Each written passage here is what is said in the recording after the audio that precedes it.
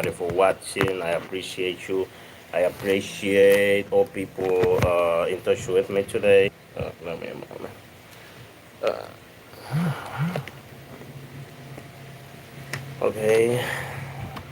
10% battery. Let me put this to charge.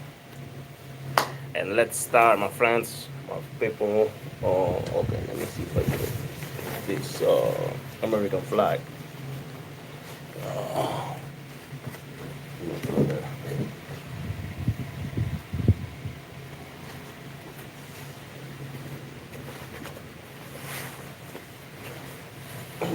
Let's start. Okay, let's start. Okay.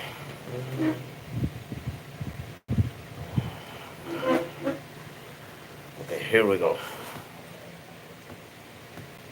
Bashar al-Assad has been thrown away from power, and we will analyze here what does that mean for people in Syria, for people in the United States, or for the United States, for Russia, which was planning to become a superpower, and also for Israel, Iran, and Ukraine.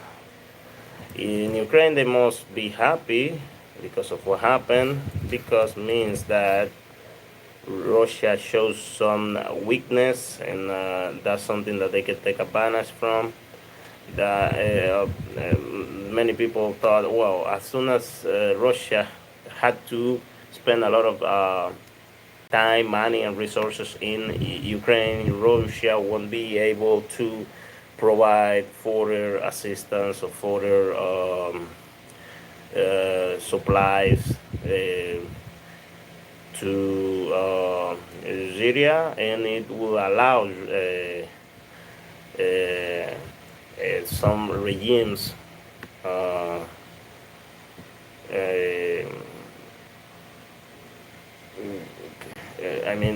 it will it will mean the weakness of the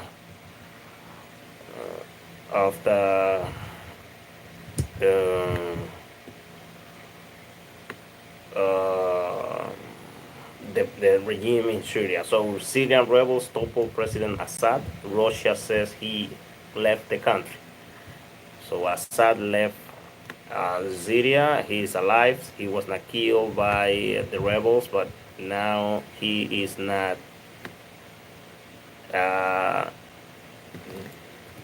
He is not the Syrian leader anymore. Okay, he is not the Syrian leader anymore. So allow me a moment. Let me get. Let me do something here. I want to start talking about this matter, but before I want to in English, because I haven't done this in Spanish on my Spanish streaming. I want to say thank you to Miss Calab in Hawaii, because she was one of those people that supported me the most in order that I get this channel monetized. The last week of November, I got the notice, so then the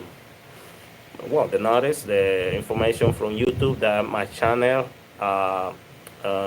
met all the requirements to be fully monetized, so that now I will be paid for all the advertisements and for all what the marketing means on my channel, of all the marketing that YouTube plays on my channel. So that it's so good for me, because it's something that I dream with, and it's something that I have fight for.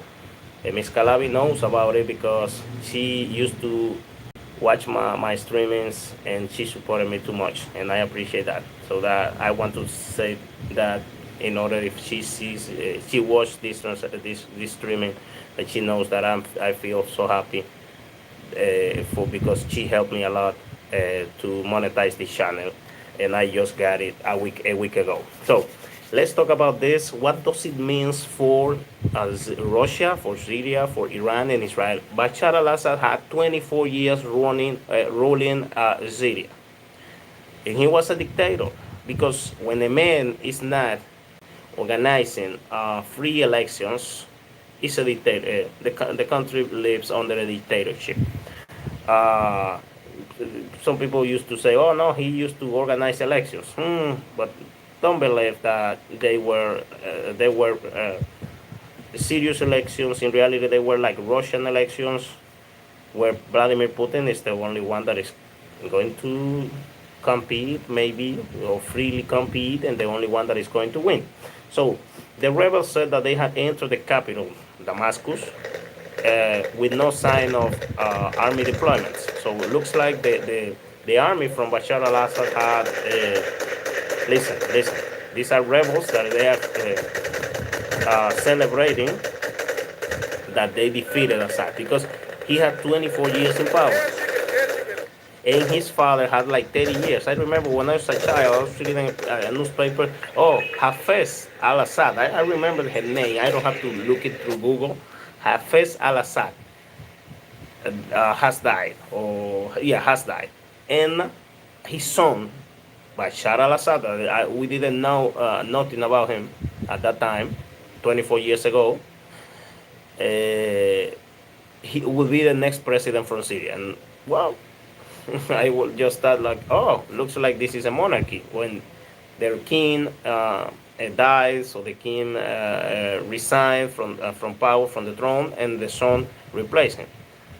But wow, 30 years from the father and 24 years from the son, it means 54 years from the Assad dynasty in Syria. So first time in more than half a century that we will have in Syria someone different in power, someone different to Bashar al-Assad or his father, Hafez al-Assad. His father was it was military, was a general, and his son, in this case Bashar al-Assad, is a doctor. So there are some news from Amman, which belongs to Jordan. Amman is the Jordan capital. BEIRUT, which is the capital from Lebanon, and CAIRO, which is the capital from Egypt, from Reuters, and all of them, they're talking about the Middle East. Today is talking about rebels that topples Bashar al-Assad from power. Syrian rebels declare Bashar al-Assad ouster. He was ousted from power. He was ousted from power after seizing control of Damascus on Sunday, forcing him to flee and ending his family's decades of rule after more than 13 years of civil war in a seismic moment for the Middle East. That's true. That's a seismic moment in the Middle East. No one was thinking that before 2024 ends, we will have something like this in Syria. And it's something that, not sure if you can say that it was a victory for Israel, or not sure if you can say that it was a victory for the Joe Biden administration, but someone will claim the victory on this. They are planning to negotiate for Ukraine, and I assume that this happened in order to make it possible that Russia had to concede or make some concessions to Ukraine, so if they want to recover Syria, because for Russia this is a very, very sad defeat that they have to they were the ones supporting Assad. Even Barack Obama tried to turn down Assad from power in 2012.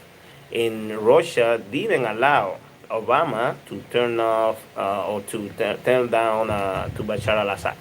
So that for the United States, it's a very, very nice moment for Joe Biden. And I assume that it's the way for him to celebrate and say, well, I'm leaving the White House in January, but before I leave, I will make Syria free. And something that I was reading about Syria a few days ago, they are the only country that allows Catholics, the only country from Middle East, besides Turkey or Turkey, that allows Turkey or, I think, only Turkey and Syria, the only countries that allow Christian people to uh, to live in the country with their faith, and also the only country that allows women to have some rights. The only country that allows women in Middle East to have some rights. But either way, anyway, I assume that some Syrian people they want more freedom because Bashar al-Assad was a dictator. So you cannot be like free or feel free when you have a president that is a dictator. Don't think, because just because they allow some rights to women is because it's a free country. No, it's not. It's not a free country. Syria is not a free. It used not to be a free country, and it's not going to be a free country now either, because I assume that what is going to happen in Syria is that we'll have a dictatorship replaced by another. Now the Muslims will control and will rule the country with the support of Israel, with the support of United States, and Russia is out. Russia is out from Syria, but it's something bad for bad news for Russia. I don't know if they're going to fight back, to try to fight back, because it's the only place in Middle East they have a float with ships and planes that they can use when the Baltic area, the Kaliningrad and the Baltic area is frozen because of the high winter. So I'm not sure what is going to happen. Let me keep reading about what happened in Syria. The rebels said the rebels said they had entered the capital with no sign of army deployments. Thousands of people in cars and on foot congregated at a main square, waving and chanting "Freedom, freedom, freedom." You know, I'm not sure if they will have freedom with Muslims ruling the country now, because Muslims will rule in the country. The friends from Taliban in Afghanistan will be the same ones rolling now in Syria. I'm not sure that if that means freedom, because Taliban's and those Muslims regimes, they have some laws, some stupid laws, but I have to respect them. I'm not one to tell them what they have to do, but they don't respect women. They don't respect LGBT activists or movements of people that are LGBT from the LGBT community. They are from the middle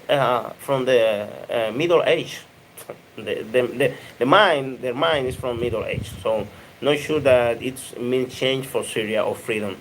From half of a century of Assad family rule, Assad family, as I said, 54 years between the father and the son ruling the country. 54 years. That's too much time, my friends. It's more than half a century. People were seen walking inside the al-Rauda presidential palace. Oh my goodness. They seized the palace, the presidential palace in Damascus, with some living carrying furniture from inside. This looks like Libya 2.0. This looks like Libya 2.0. The rebels said prisoners had been freed from a large jail on the outskirts of Damascus, where the Syrian government detained thousands. Prisoners has been freed. Imagine if they are criminals. If they are criminals, you have now criminals on the streets that are free. So it's not gonna be good what is going to happen in Syria now. We celebrate with the Syrian people the news of freeing our prisoners and releasing their claims. The rebels said Iran's embassy was also stormed by Syrian rebels. Iran's English language press TV reported. Oh my goodness. I wouldn't like to be in Syria now. I wouldn't like. It's everything doing really, really bad over there. Really, really bad over there. Oh my God. Zelensky be happy because the defeat of your enemy is your victory. So I assume Zelensky is so happy that it happened, because it's an opportunity for him. Maybe some people said, I was reading yesterday, if something happens, something like Bashar al-Assad topple happens, Zelensky will be happy. Not sure that too happy, because now if Russia has not to spend time in Syria and has not to take care of Syria anymore, they will have all the focus in Ukraine. They will have all the focus in Ukraine. So I don't think Zelensky should be happy. And after Russia releasing a hypersonic missile, I wouldn't be happy, because they the government in Syria was turned down. But let's see what happens. I think I will switch from English to Spanish, because it's my native language, and the one that I have more ability to talk in. And well, it's too early in the morning. Maybe some people they are just still sleeping, and I don't have too much people from Middle East or Europe watching my content, but people from America, the American continent. And most people out there sleeping today. Sunday is a day that we used not to work, so that I will wait, and later I will try another streaming and see if it can have a better performance, because people from Middle East, they don't used to watch my channel. And it's because of the language. I used to use English or Spanish, and some people in Middle East, they speak English in their way, because they have their accent, as we Hispanics have. But yeah, I will stop in English, and then I will try another language like Spanish or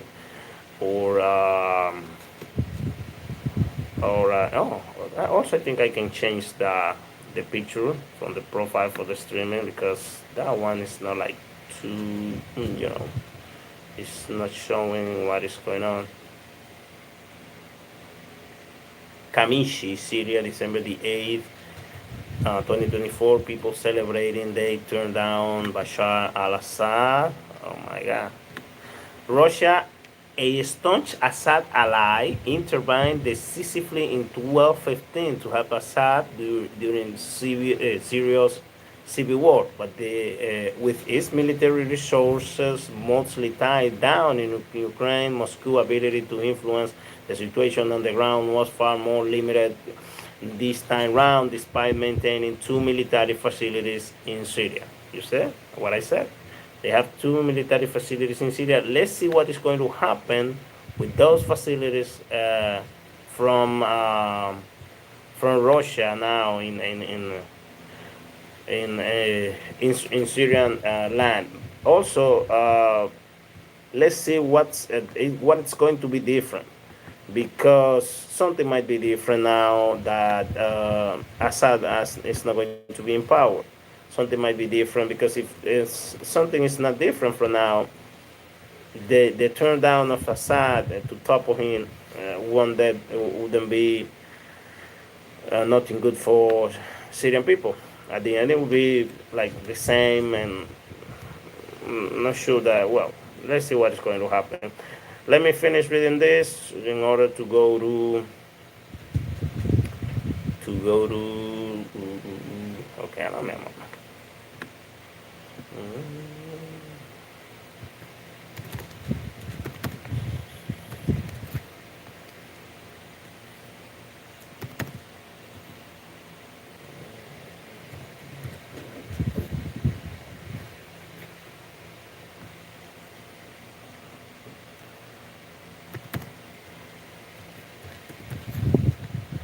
Syrian national television. I should go to Syrian national television and see what they are showing. Let's go. Let me check. Syrian national television. It's okay. I will finish reading this, and I will try another streaming in English later once we have more information about what's going on in Syria. U.S. to maintain presence. Syria's civil war, which erupted in 2011, so 13 years ago, is as an uprising against Assad's rule, dragged in a string of outside powers, created the space for jihadist militants to plot attacks around the world and send millions of refugees into neighboring states. That's something that is, yeah, really, really. That I mean, that is one of the worst overcomes from Syria's civil war. Is the number of refugees that they have in some neighboring countries. The front lines were dormant for years. Then Islamists, once affiliated with al-Qaeda, suddenly burst into action, posing the biggest threat to Assad. The pace of events has stunned Arab capitals and raised fears of a new wave of regional instability. It marks a turning point for Syria, shattered by years of war, which has turned cities to rubble, killed hundreds of thousands of people, and forced millions abroad as refugees. Establishing western areas of Syria captured in the rebels' advance will be key. Western governments, which have shown the Assad-led state for years, must decide how to deal with a new administration in which globally designated terrorist group Hayat Tahrir al-Sham (HTS) looks set to have influence. That's the group that is going to rule in Syria now, and they are terrorists. So Israel was supporting terrorists just in order to turn down Bashar al-Assad. Let's hope that this strategy works, because if the strategy doesn't work, that's going to be really bad for Middle East. If Rio and the United States, they were supporting the rebels, the terrorists from Syria, to turn down from power, to oust from power to Bashar al-Assad. But now, as you know, terrorists, they don't respect international laws. Terrorists, they are not respectful. They are not a group. They are not a group that is going to respect the international law. So what is going to happen? And on that, nothing good for Syria. Let me finish reading. The real question is, how orderly will this transaction be? And it seems quite clear that Golani is very eager for it to be an orderly one, said Joshua Landis, a Syria expert and director of the Center of the Middle East Studies at the University of Oklahoma. Who's Golani? Golani is the leader, Abu Muhammad al-Golani. He severed ties with the global jihadist movement in 2016. So they are allowing jihadists, they are supporting jihadists just to get their goals in Syria. You see? They are, well, it's shameful. It's shameful. They say, oh, we are fighting terrorism. We don't want terrorists. What difference has the terrorists from Syria to the ones from Palestine? There is no difference between Hamas and these terrorists that will be ruling Syria now. Just because of convenience for the Western countries, they allowed rebels, which are terrorists, to take power in Syria. I'm not saying that it was not the right decision, because you had 55 straight years having the same family ruling a country. That's something, so maybe they won't have to, use terrorists was not the best option, but maybe something's going to change. A new down and a new spring is coming for Syrian people, I guess. So, and it's a message for Maduro, it's a message maybe for Cuba, it's a message for some dictatorial regimes. Golani will not want a repeat on the chaos that swept Iraq after U.S.-led forces toppled Saddam Hussein in 2003. They are going to have to rebuild. They will need Europe and the U.S. to lift sanctions, Landy said. Of course, Europe and the United States are going to lift sanctions, because the sanctions were against Bashar al-Assad. As soon as Bashar al-Assad is not in power, they will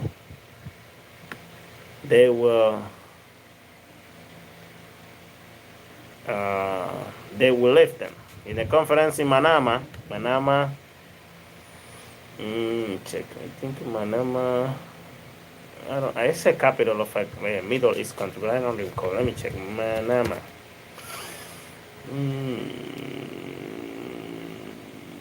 Bahrain. Yeah, I knew that it was a capital. Manama, the capital of Bahrain. Anwar Gargash, the diplomatic advisor to the United Arab Emirates president, said a main concern for the country is extremism and terrorism. Extremism and terrorism. Countries like United Arab Emirates, where Dubai is located, and Egypt, both close United States allies, see Islamist militant groups as an existential threat, so HTS may face resistance from the regional powers like Egypt and United Arab Emirates.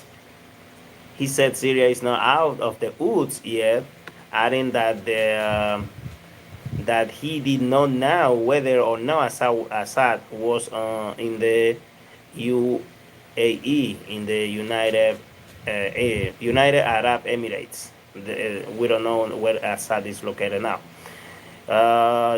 Jets believed to be Israel, suspected Israel strikes hits Masaj district of Damascus.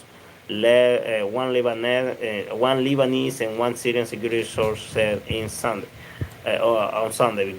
Jets believed to be Israel bombed the Kalkala air base in southern Syria that was evacuated by the Syrian army overnight, two regional security forces told Reuters.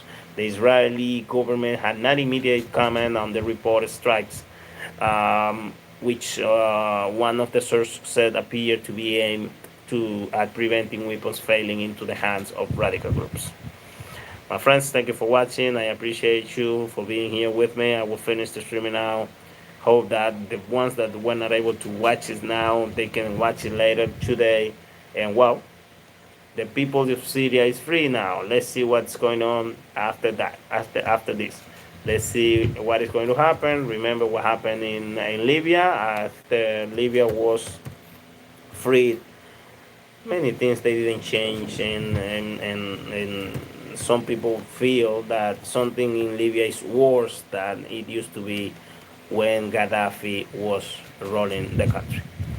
Thank you for watching. All of you have a good one. I will finish the streaming now. Remember, this channel is monetized. You can donate. You can buy a membership, or you can in my videos to send me super thanks.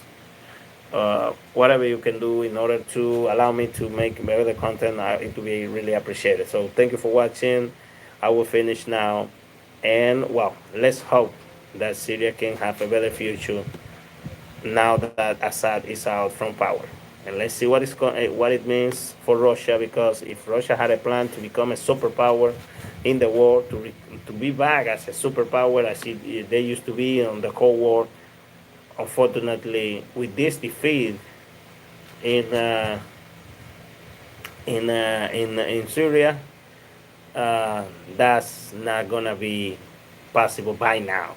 They will have to do something like defeat Ukraine in a way that shows their dominance, so that we respect Russia as a superpower in the world, or the Russia can be respected as a superpower in the world. To finish, I will read something that I found in Listing Diario, the main newspaper from the Dominican Republic. It says, international organisms said President Bashar al-Assad left Syria after rebels takes the capital, Damascus. So he left the country when he realized that they could kill him if he keeps, or he was not flee or leaving the country. He flee from Syria. We don't know where he is now, but Syria is free, and let's see what happens. Let's see what is going to what's going to be the overcome in Syria because of this overthrow of Bashar al-Assad. Thank you for watching, and all of you have a good one. And happy holidays. and Merry Christmas in advance. Bye.